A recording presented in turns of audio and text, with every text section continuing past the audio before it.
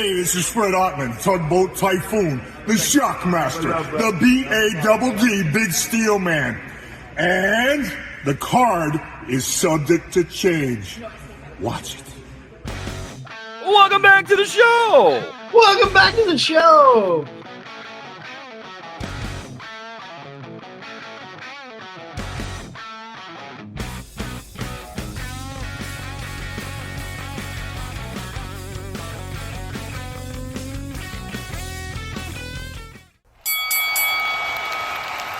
And now, your hosts of the Card Subject to Change podcast, the For Frequency's Sake Tag Team Champions of the World, the Wizard CZ, and Never Wrong, Nick Bull.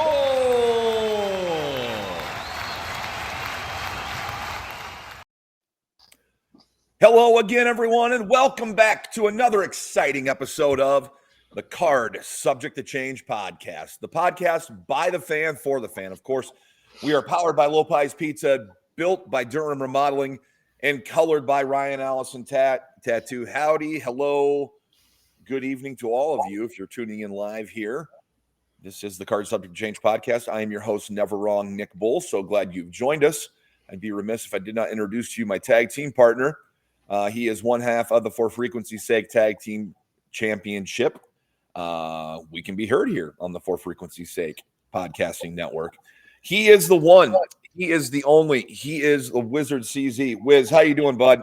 Certified shoot wizard in the house. I'm doing great, Mr. Never Wrong. How are you? I'm good, man. I'm good.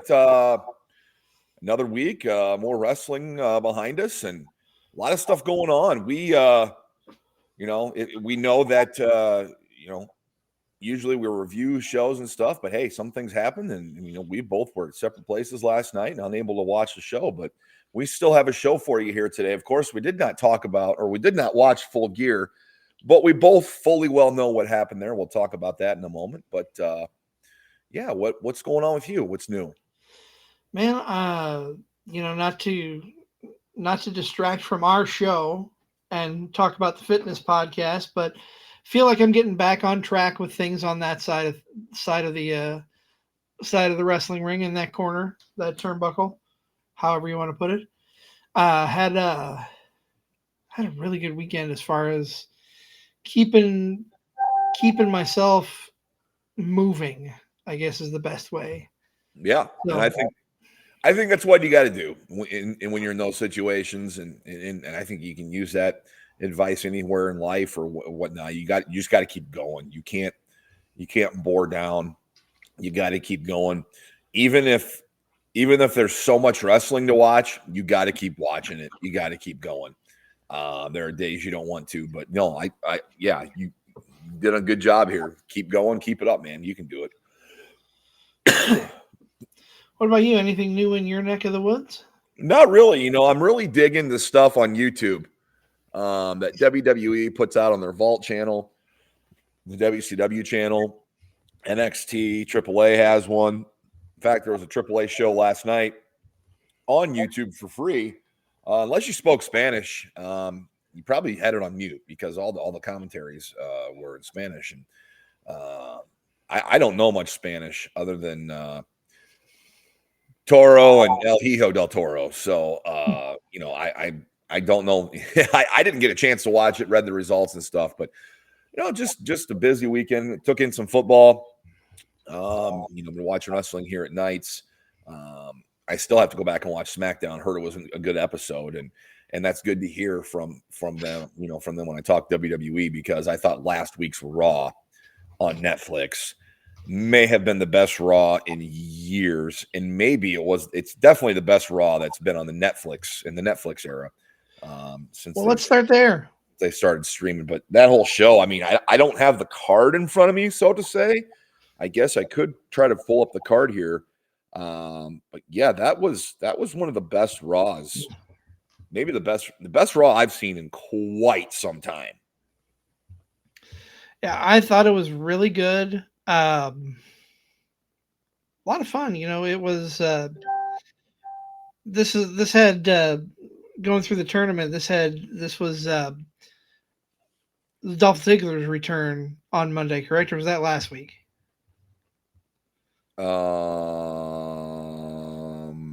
Ziggler came back. It was this week he came back. Okay. Yeah, I wanted to make sure. I believe me, man. I am tired from all the from the last couple of days, but it's a good tired. So my brain may not fully work, but that's pretty normal for this show. Am I wrong? No, not at all, not at all. But we're aging. We're aging here. Dolph Ziggler's return was on there. You had the opening. I know some people kind of maybe poo-pooed on John Cena having a 6-man tag, but it seemed to work out. Cena, Mysterio, and Sheamus took on the Judgment Day. That was a really good opener, a really solid match. You had Nikki Bella attacking Stephanie Vaquer. Dolph Ziggler, Solo Sikoa. You had the Alexa Bliss promo of her and Charlotte with the Kabuki Warriors. We had the Women's Intercontinental match between Maxine Dupree and Becky Lynch, where Maxine Dupree wins her first ever singles title. We also have Javon Evans and Gunther.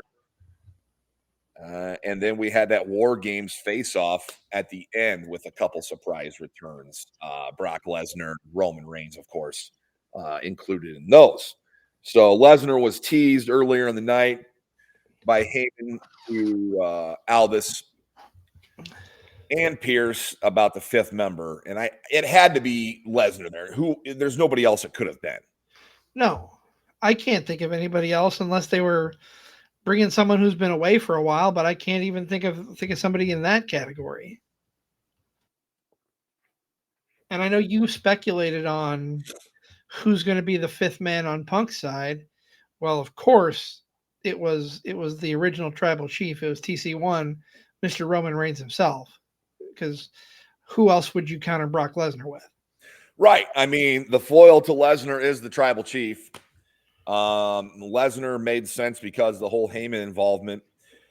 It just kind of makes sense. And so we go from not having any idea what this what the War Games match was going to be at Survivor Series to now having it. And it's pretty star-studded, pretty packed. You've got the Usos, Punk, Cody, and Roman, arguably three of the biggest stars.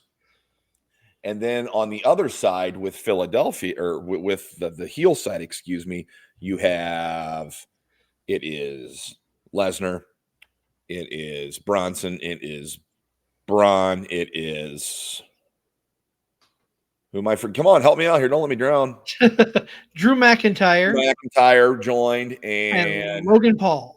That's right. Logan Paul joined. So yeah, I just want to pause for a second. Our good friend Zach Takis, look at these handsome young men. I don't know what show he's watching, but handsome, gray, weathered, beat down. We're here. We're here.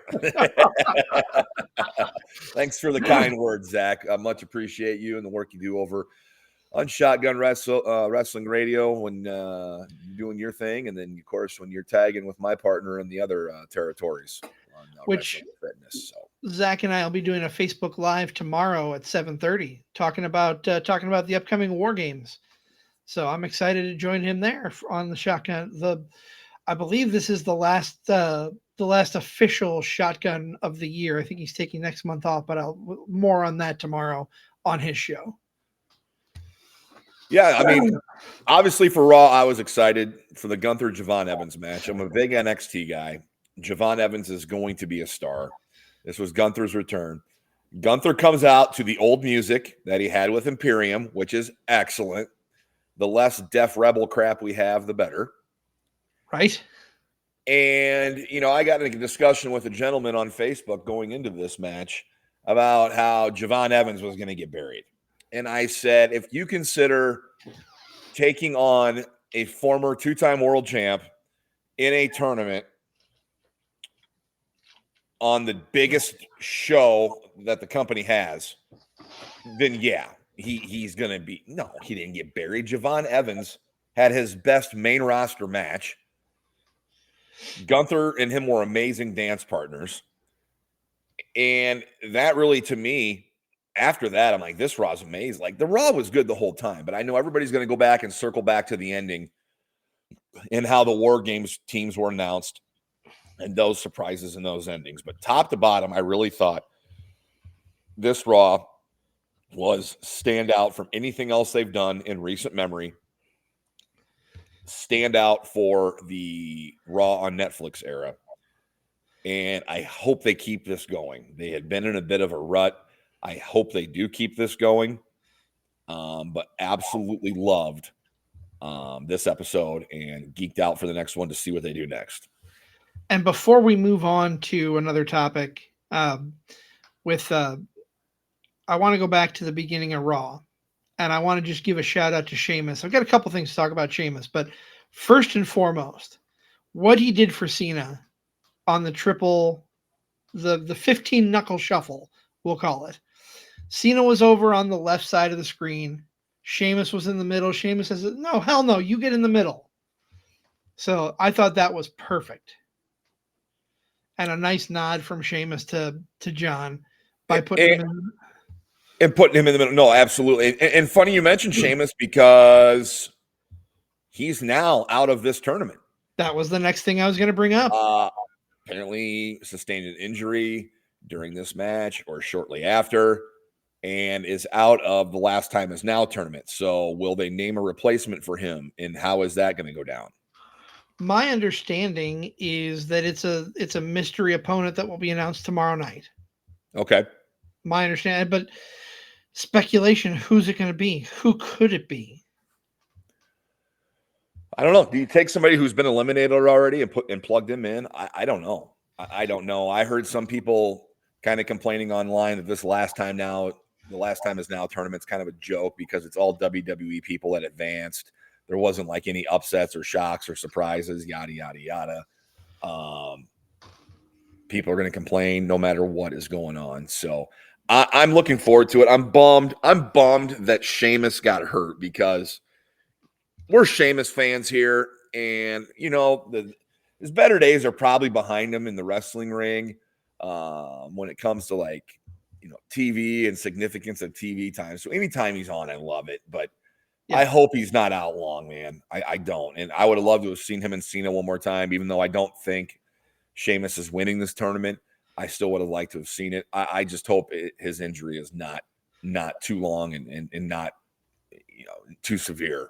Yeah, and it's such a shameful shame that we don't get to see him and Cena one more time on the retirement tour, but because that's who Sheamus won his first title off of his first world title off of John Cena. So that would have been perfect to have. They do have history. They do have. Yeah. They absolutely do have history. So I guess we'll see what happens here with that tournament and Sheamus getting injured going forward.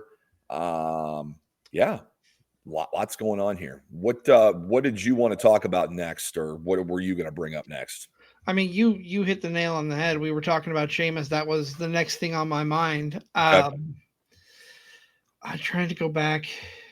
I think we should.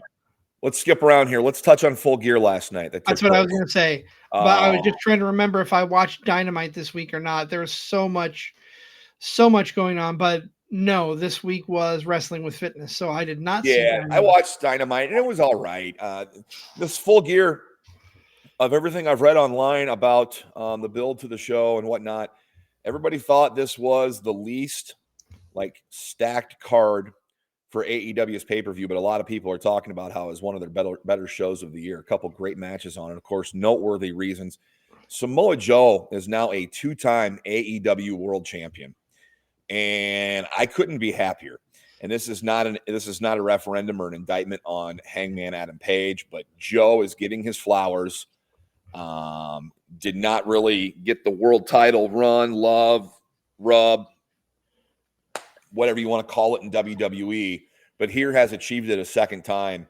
And with the tactics of the Ops uniting and the Ops Dojo helping out, you got to believe now we've got a full-fledged heel Samoa Joe with backing. And if you've seen pictures from the match last night, Joe looked like Eddie Guerrero, JBL from their matches in 05. the face busted open, bleeding down all over his body. A unique call by AEW to make him the 2-time world champ. With him coming back, we also get the return of Hangman, or excuse me, of Swerve Strickland, who stood side by side Hangman after the match, after the post-match beatdown. So a lot to unwrap there, but props to Samoa Joe.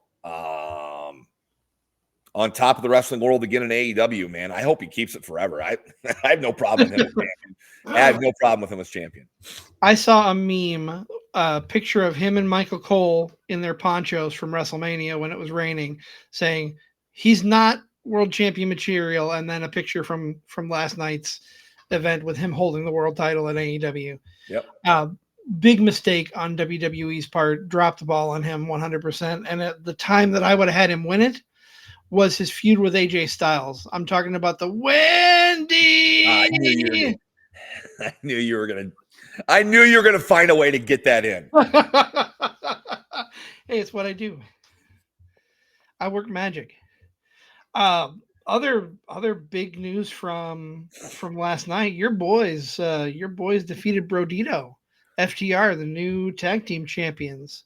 3-time AEW champions tying themselves with the Young Bucks for titles in AEW. I don't know what's next. I liked this feud with Brodito. I had a feeling FTR was going to get the belts back, and they got them now. So really interested to see what they do going forward. Of course, I think Brodito is also your Ring of Honor, world champion. So he also has that belt now. He still has that belt, despite him and Brody King losing the tag belts. So I'm excited as an FTR fan for what's next for them, to see what this run entails. But props to them for getting the titles for the 3rd time last night in AEW. Props to Chris Statlander, getting a much needed, a big time win over Mercedes Moné, who has 15, 16 world titles now and under her keep. But Statlander has the one that matters most over on that side of things in AEW. Yes. And was able to retain. And you got Monet losing to Tony Storm, and you got her losing to Statlander. When does the turnaround happen? She's going to get those wins back. Will she be doing so as a face or a heel? I don't know. It's just a matter of time. I don't know. But are you telling me she's going around to all these different promotions she won those belts at and giving title shots? I mean, is she really? I mean, they kind of book themselves into a corner here. I go, are they really helping out the small guy by not having her around, just having her as the quote unquote belt holder? I mean, what's your take on that, man? I mean, here's the thing. If I can see two sides of this. So the first side I can see is she's getting defeated by world champions, whether it's Tony, whether it's Chris Statlander. They are the top of the card for AEW's women's division. But at the same time, she also has all these championships, and she keeps getting beaten around by these names. So kind of gives you the mindset, well, if they can beat her, so can I. So does she? I don't want to say does she deserve the titles. I'm sure she does. She's paid her dues. She's doing a good job being the Ultimo Monet or whatever the hell she's calling herself. But no, I can see both sides of the coin there, where it's kind of a double-edged sword. I think it hurts the small guys, but I think it also brings them up at the same time. So I don't know. Sure, no. And what she does with those belts on this, it doesn't matter to me. It's just a question I have is, you see all these people, all these guys bringing out her belts and holding them for them. Like, are those getting defended at those places? Is she going to go back and drop those and put people over? Like, it's just interesting. I highly doubt it, but I had to bring it up. I'm trying to think what else from last night's Full Gear that really kind of struck me. Mark Briscoe gets his first singles gold. Kudos to Mark Briscoe. Singles, outside of all the reigns with Jay Briscoe in Ring of Honor and in the places they were tag champs. Mark Briscoe is now your new TNT champ, beat Kyle Fletcher. So this is a loss you want to circle and kind of star. Fletcher dropping this title what's next for him? Is he going to be in that world title picture now? I think this is a situation where Fletcher is losing upwards. Exactly. Kind of looked like this when Gunther lost the IC belt to Sami Zayn at WrestleMania. It wasn't a bad loss, and I don't think this is a bad loss either. I think the sky's the limit with Fletcher. That caught my eye. I'm trying to think what else really did from this show. Well, I'm going to bring something up, and I'm going to hate myself, and you're going to hate me for bringing it up. But AEW is the land of championships, and it feels like everybody has a title, so none of them are special. And we got 2 new sets of titles last night. 2 new champions, or 3 new champions, I guess, technically crowned. Ricochet in the Casino Gauntlet coming away with the national championship. Oh, we're doing that now. Okay. All right. I'm game. Yeah. I'm going to start calling you AEW because you got more title belts than I do. AEW. Well, that's fair. I'm not going to grab the big gold. I'm not going to get up and grab it. I don't feel like it. But no, you've got the national championship now held by Ricochet, and you've got the women's tag team championships, which Timeless Love Bombs is the name of the team. It's Timeless Tony Storm and Mina Shirakawa who walked away with those tag titles. I mean, No. I don't think they did. yeah, they did. Was it a 4-way? It was a fatal 4-way. Okay. It was Timeless Tony and Mina Shirakawa, the Babes of Wrath, which is Willow and Harley, the Sisters of Sin, my girl Julia Hart and Sky Blue, and then Megan Bain and Marina Shafir with Penelope Ford, who is injured, and I'm sure that's why Penelope Ford was not in the match. We new champions there. Your boy Ricochet got a title. Yeah. Yes, the national championship, and he in the Casino Gauntlet there, which, first of all, let's talk about the titles. We've already said there's too many titles in AEW. There's too many titles in general. Both sides are guilty of introducing championships that don't really mean anything. Speed title. Excuse me. Sorry. Hold on. If you're going to say AEW has too many titles, pick up another couple more title belts, put another one on your other shoulder, and then I want you to hold another one. Okay, hold on. I'm a visual learner. You're listening to the Card Subject to Change podcast, the podcast by the fan for the fan. I'm never wrong, Nick Bull. He's the Wizard CZ, or he is Ultimate CZ right now. Ultimo CZ. Yes, he's got 2 belts, and I have 1 belt. We are kind of taking our dig here. No, we're just talking about Full Gear last night, where 2 titles, 3 total belts were introduced. Of course, we're talking about the AEW Women's Tag Team Champs. There's 2 belts, and then you had the Men's National Championship, which was won by Ricochet in the Casino Gauntlet. Are we going to get a Women's National Championship, CZ? I mean, they have so many men's singles. We've got a women's title. We've got the TBS Championship, correct? Correct. And now we've got the tags. You got to think there's going to be another women's title coming with the introduction of that national title for the men. Well, I mean, the men have what? You've got the world title, you've got the TNT title, you've got the Continental Championship, or is it the Unified Championship now? Whatever. There's so many titles, my head's going to explode. But I don't like sitting here dogging AEW because no, we're not dogging. We're having some fun here, but there is, I think, the even down to the hardcore AEW champion would also say to you, yeah, there's too many belts. Yeah. There's too many titles. But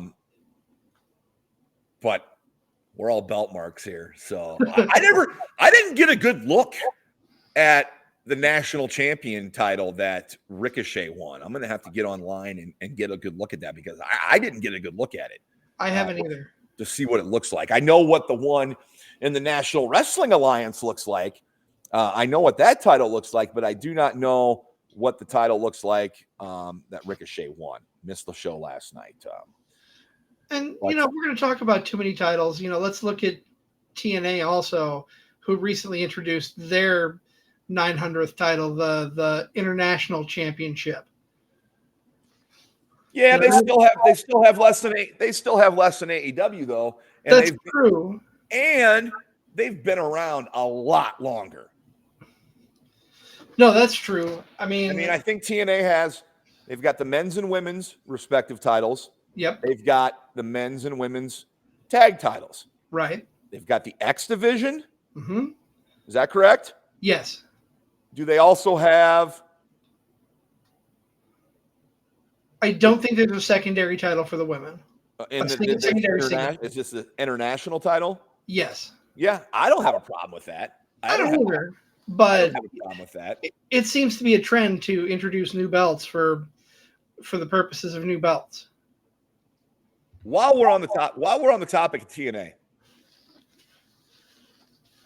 how do you think this TNA relationship with WWE is going? Do you think they are having buyer's remorse and wish they never did it? Or do you think they're thankful for all the exposure and the opportunities it's brought to their guys and gals? I want to say that they're thankful for the opportunity. I don't think there's buyer's remorse, and here's why.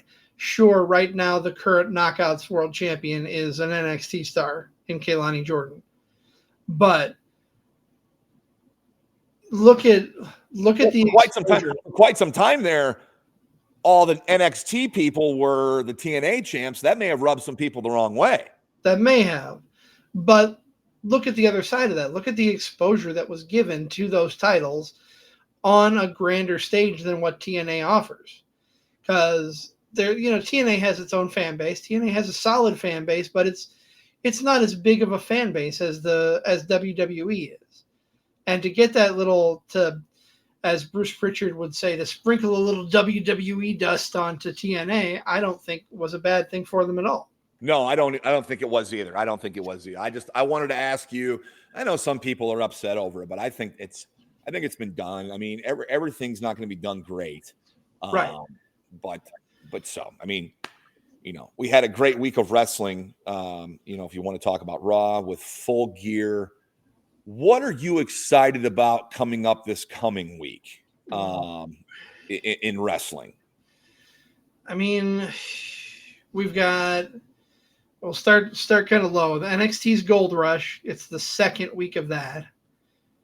And I'm excited to see what happens there. There's going to be some good matches. I'm pretty sure it isn't Ricky and Oba? Isn't it Ricky and Oba 2 on Tuesday, or is that later? I don't know if that's on Tuesday or if that's going to be a deadline.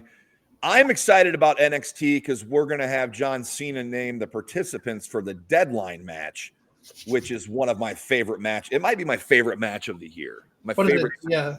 The Iron Survivor Challenge or the Iron Survivor Challenge at Deadline. That is one of my favorite matches of the year, and I think they've done it now 2 or 3 times, maybe. Two or three, I'm not sure. But yeah, I'm excited. I'm excited to see who's in it and how it's going to work. It's the right combination of 5 guys, and I think they'll get. I'm hoping they get it right. I really do. But I am looking forward to that match or that announcement for who's in that match. I can't. And he's announcing both the men and the women, so I'm excited.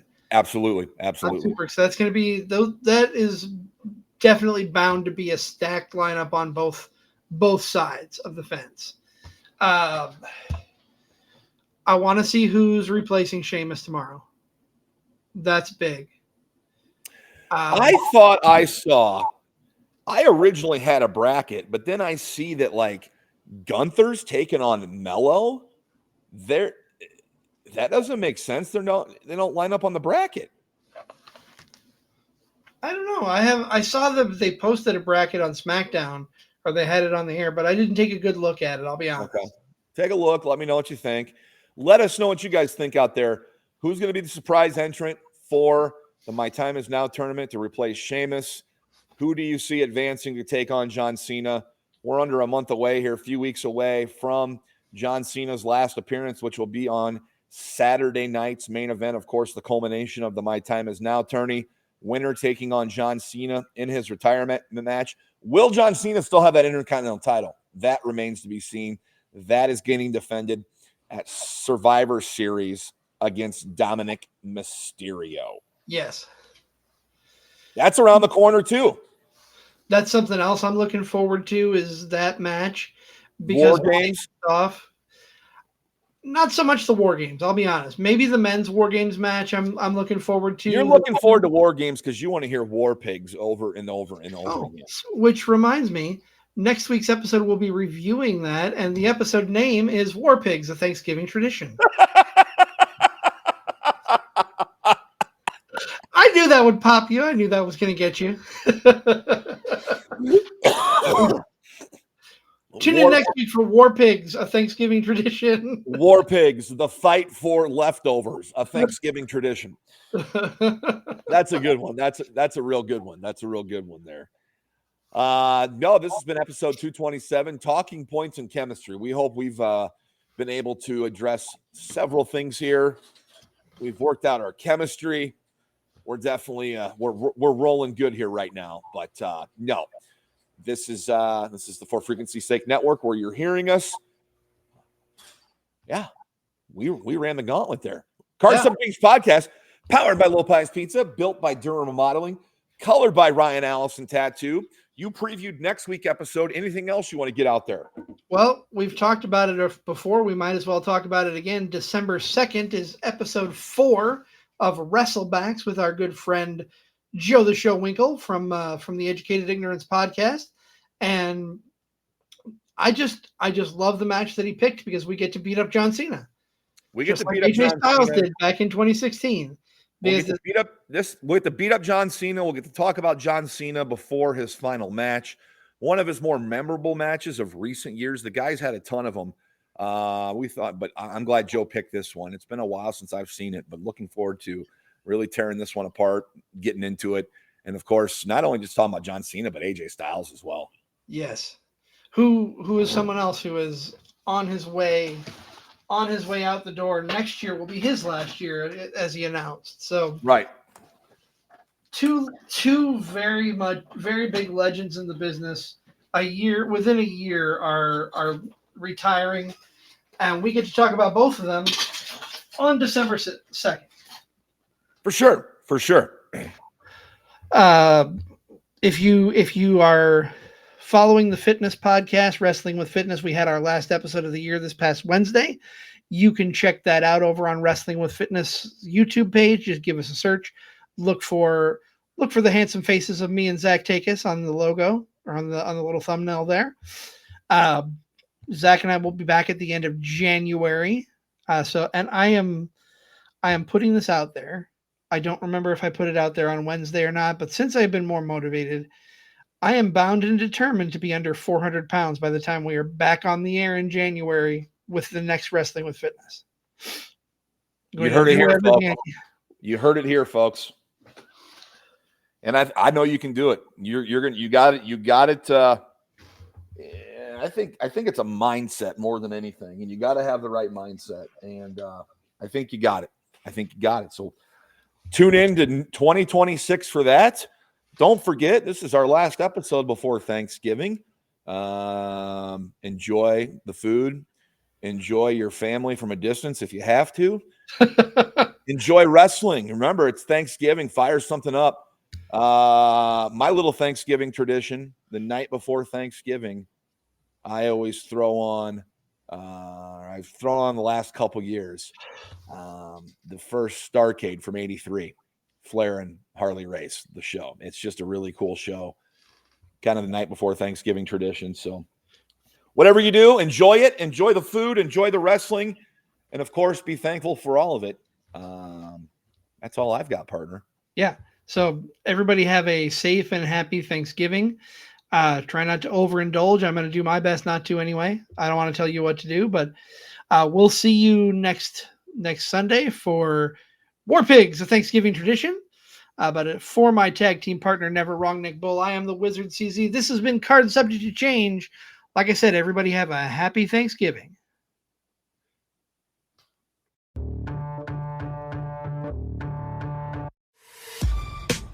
This has been a For Frequency's Sake Podcast Network production.